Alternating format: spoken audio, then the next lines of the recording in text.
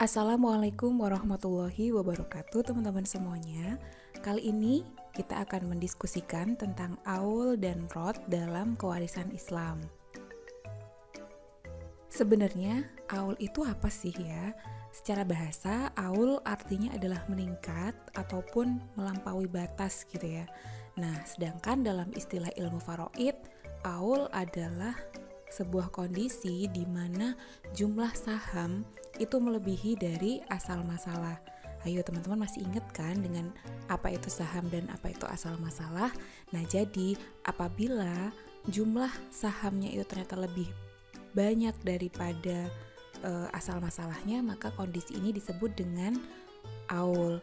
Dengan demikian, kondisi aul ini menunjukkan bahwasanya harta peninggalan yang ada itu tidak mencukupi untuk dibagi kepada seluruh ahli waris, karena itu tadi bagian-bagian setiap ahli waris itu ternyata lebih banyak daripada harta yang ada.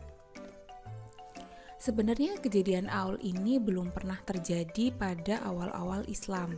Bahkan pada pemerintahan Khalifah Abu Bakar pun tidak pernah menemukan adanya kasus aul.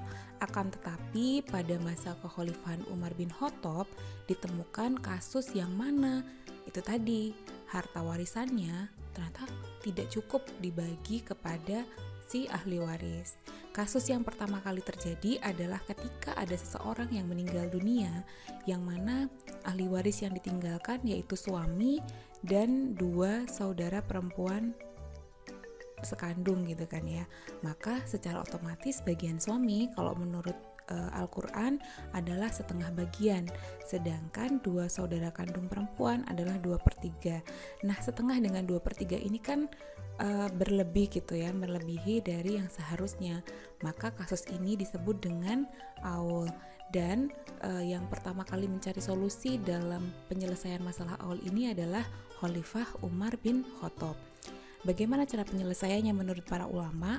Nah, para ulama di sini dengan menukil dari apa yang sudah dicetuskan oleh Umar bin Khattab, bahwasanya kekurangan tersebut dibebankan kepada semua pihak sesuai dengan bagian yang mereka terima. Jadi tadi dikurangi gitu ya bagiannya, porsinya sesuai dengan prosentase bagian yang mereka terima. Ini adalah yang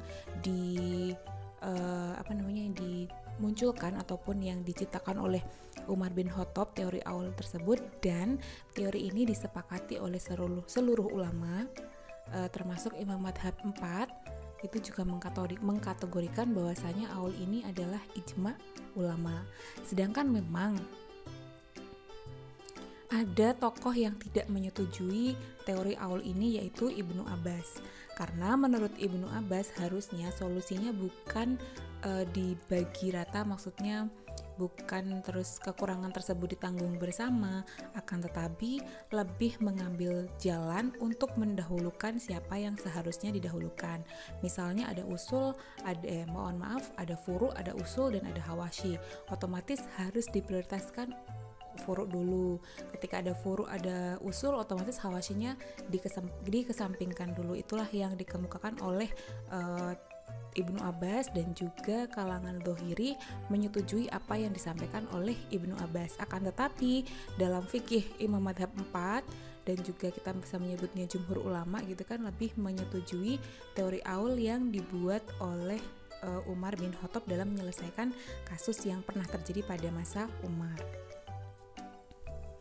Masih tentang aul nih ya, sebenarnya penyelesaian ini pasti akan berakibat bahwasanya kita membagi harta warisan tidak sesuai dengan apa yang ditetapkan oleh nas gitu kan, karena mereka harus terkurangi bagiannya. Misalnya si suami dalam kasus tadi tidak murni dapat setengah, kemudian dua saudara perempuan juga tidak murni dapat 2/3, karena mereka harus dipotong beberapa bagian untuk mencukupkan harta warisan dibagi kepada ahli waris.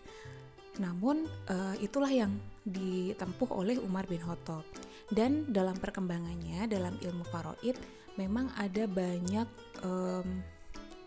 pembahasan mengenai aul ini, bahkan mereka membuat kasus-kasus yang imajinatif gitu ya, maksudnya kasus yang kemungkinan yang akan terjadi apabila saham sekian, kalau misalnya sahamnya sekian kemudian yang muncul angka sekian, lalu bagaimana solusinya. Itu sudah dikaji secara rinci. Mungkin kalau teman-teman ada yang sudah mengkaji ilmu faraid, di situ ada beberapa istilah-istilah seperti mubahalah, ghoro, umma al-furuh dan lain-lain, yang mana kalau misalnya kita melihat secara keseluruhan dari beberapa kemungkinan tersebut, jalan yang ditempuh oleh para ahli faraid adalah dengan menaikkan asal masalah sesuai dengan saham seluruh ahli waris.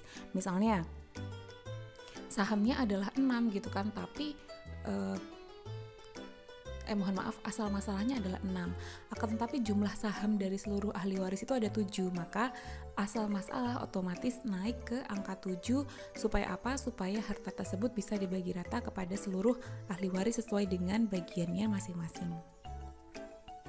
Kita langsung kepada contoh saja ya. Di sini kita temukan ada seseorang yang meninggal dunia dengan meninggalkan suami dan 2 saudara perempuan serta ibu, sedangkan harta yang ditinggalkan adalah 24 juta. Cara penyelesaiannya bagaimana? Di sini ada suami, ada ibu, ada saudara perempuan, kita bagi sesuai dengan bagian yang ditentukan oleh Al-Qur'an ataupun hadis. Kemudian di sini kita menemukan sahamnya ada, asal masalahnya dulu nih ya. Asal masalahnya harusnya kan kalau ada 2, 6 dan 3 kan di angka 6 gitu ya. Akan tetapi dari saham yang kita peroleh di sini ada 3, 1 dan 4, otomatis hasilnya adalah 8. Nah, seperti tadi prinsipnya adalah menaikkan asal masalah sesuai dengan jumlah saham para ahli waris, sehingga asal masalah yang awalnya 6 di sini bisa kita rubah menjadi 8 karena mengikuti jumlah saham yang ada di ahli waris, sehingga 3/8 asal masalah yang baru dikalikan dengan harta peninggalan pewaris, kemudian muncullah jumlah yang diterima oleh ahli waris. Memang ini jumlah yang tidak seharusnya gitu kan. Kalau ada 24 juta otomatis suami tuh harusnya dapat 12 gitu, tapi ya karena uangnya kurang gitu kan untuk dibagi pada seluruh ahli waris, maka jadi kurangnya sesuai dengan kadarnya masing-masing. Bisa dipahami ya. Nah, perkara lain yang juga muncul dalam kewarisan Islam adalah kasus rod. Apa itu rod sebenarnya? Rod adalah susuk gitu, maksudnya kembali gitu kan kalau secara bahasa. Akan tetapi rod dalam fikih mawaris ini adalah kebalikan dari aul, di mana sebuah kondisi yang menunjukkan bagian dari ahli waris itu ternyata lebih sedikit daripada jumlah harta warisan. Jadi ada sisa gitu loh. Dari harta warisan udah dibagi tapi ada sisanya, dan di situ kita tidak menemukan ada asobah sehingga uang ini mau dikemanain gitu loh. Itu yang disebut dengan rod. Nah, jadi rod adalah prinsipnya mengembalikan sisa harta warisan kepada ahli waris sesuai dengan bagiannya masing-masing. Beda dengan aul, ketika aul kita harus terpaksa dikurangi supaya harta itu terbagi rata oleh ahli waris yang lain, sedangkan rod adalah kita menerima kembalian sisa dari harta yang ternyata masih ada sisa setelah dibagi oleh ahli waris. Nah, pasti dalam kondisi ini ada beberapa syarat yang harus dipenuhi gitu ya. Kapan sih sebenarnya kasus rod itu bisa terjadi? Kasus rod akan terjadi apabila ada 3 hal yang terjadi pada sebuah kasus warisan gitu kan ya. Yang pertama adalah otomatis harus ada ashabul furud nih dalam pembagian harta pusaka. Jadi kalau memang ahli warisnya hanya golongan asobah saja ya berarti tidak akan pernah terjadi rod gitu ya. Kemudian yang kedua adalah adanya kelebihan saham.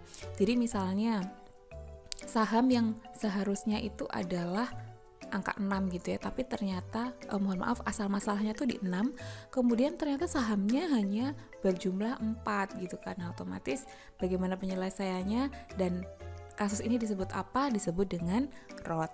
Kemudian yang ketiga adalah tidak ada ahli waris asobah, karena otomatis dengan adanya asobah sisa tersebut akan diterima oleh asobah. Nah, pandangan para ulama ternyata juga tidak serta-merta setuju ataupun sepakat dengan adanya rod ini. Memang jumhur ulama berpendapat bahwasanya sisa harta diberikan kepada ashabul furud. Ingat ya, jadi ulama itu sebenarnya berpendapat bahwasanya rod ini hanya diberikan kepada ashabul furud, yang mana itu bukan ahli waris sababiyah, khususnya dalam hal perkawinan.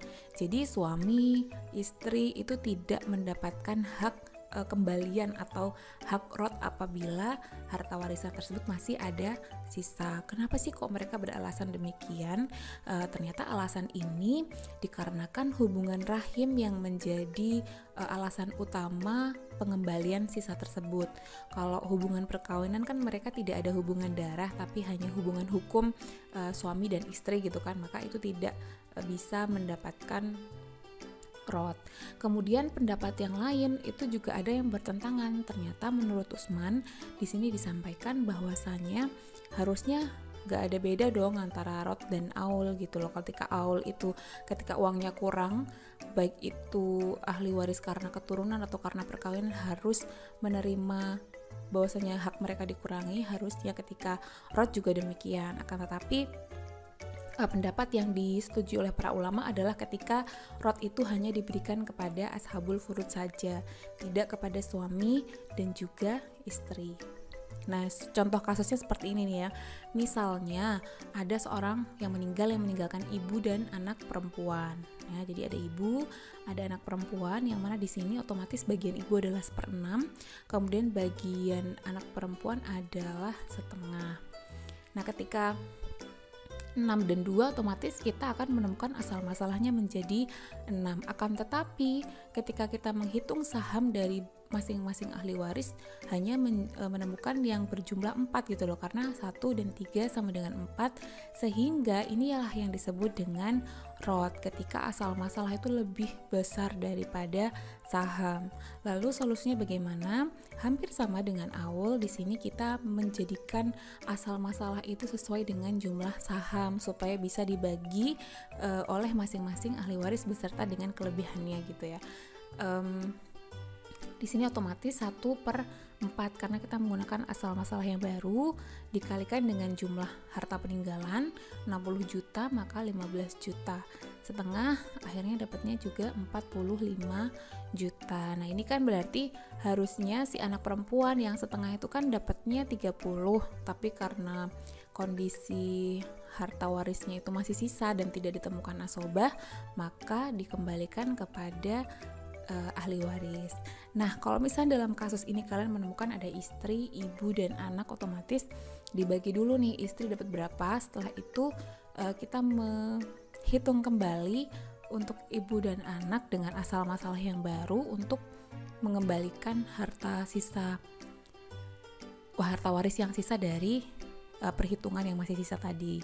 Itu kalau misalnya kalian menemukan ada istri ataupun suami di sini. Jadi istri atau suami tetap mendapatkan bagian yang seharusnya gitu, kemudian ibu dan anak akan mendapatkan bagian sisa yang lain. Di penjelasan tentang aul dan rod, yang mana ini kasus yang memang mungkin terjadi dalam kewarisan, dan hal ini juga sudah diijtihadkan oleh para ulama tentang bagaimana penyelesaiannya dalam menurut fikih, dan otomatis ini disadur dari apa yang dilakukan oleh Nabi dan juga sahabat. Demikian teman-teman, semoga bisa dipahami, dan kalau misalnya ada pertanyaan bisa dicantumkan di kolom komentar. Saya akhiri, wassalamualaikum warahmatullahi wabarakatuh.